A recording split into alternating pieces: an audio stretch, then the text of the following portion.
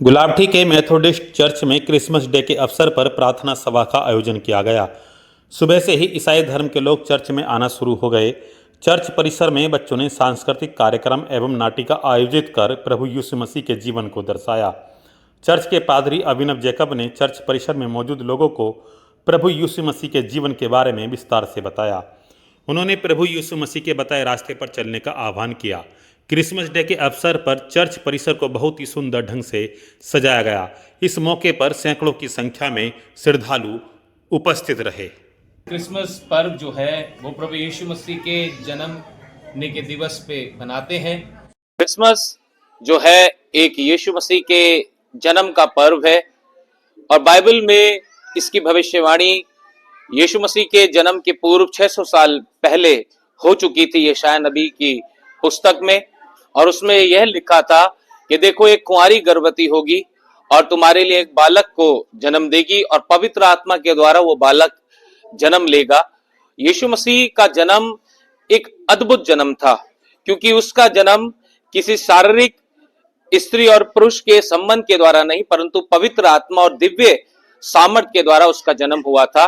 और यही जन्म उसका लेना पृथ्वी पर एक अद्भुत चिन्ह था।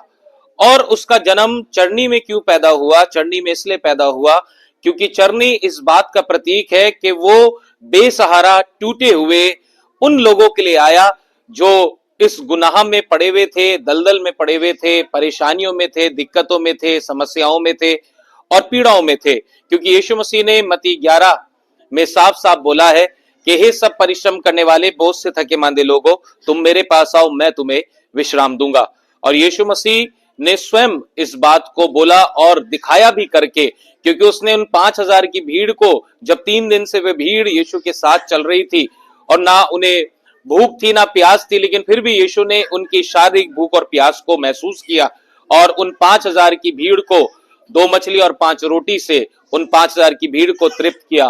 और इसी तरह एक विवाह में जब यीशु मसीह मौजूद था तो वहां पे दाखरस की कमी हो गई, तो उस चमत्कार को उसने पानी को दाखरस में तब्दील करके इस बात को दिखाया कि वो खुदा है जो हर एक चीज के ऊपर इख्तियार रखता है।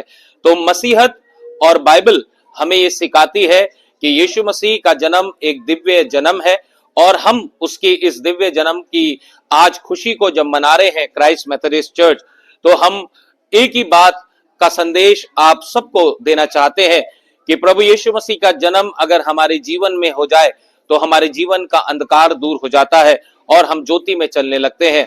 और ज्योति चमकी और गड़रियों ने संदेश देखा और परमेश्वर का दूत उनको संदेश देकर कहा, देखो मैं आनंद का सुसमाचार सुनाता हूं। और वो आनंद का सुसमाचार आज हमारे बीच में दिया जा रहा है इस नाट्य के प्रदर्शन के द्वारा और संदेश के द्वारा। प्रभु आप सबको आशीष और बरकत दे। Thank you. भाई साहब, प्रभु यीशु मसीह के जीवन से हम सभी को क्या प्रेरणा लेनी चाहिए? यीशु मसीह का जीवन एक साधारण जीवन था।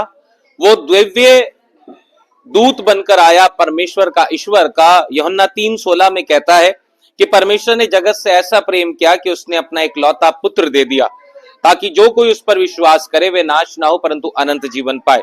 यीशु मसीह का जन्म लेना इस पृथ्वी पर और उसका लाइफ स्टाइल को अपनाना, अगर हम बड़े बड़े फिलोसोफर और बड़े बड़े जो एक क्रांतिकारी हुए, उन्होंने भी यीशु मसीह की जीवन से उन बातों को प्राप्त किया और साधारण जीवन को जीते हुए एक बड़ी दृश्य को देखे, एक बड़े फोकस को देखे और परमेश्वर की महिमा को प्रकट किया। तो यीशु मसीह का जीवन हमें सादगी और पवित्रता और परमेश्वर में विश्वास करने की प्रेरणा देता है।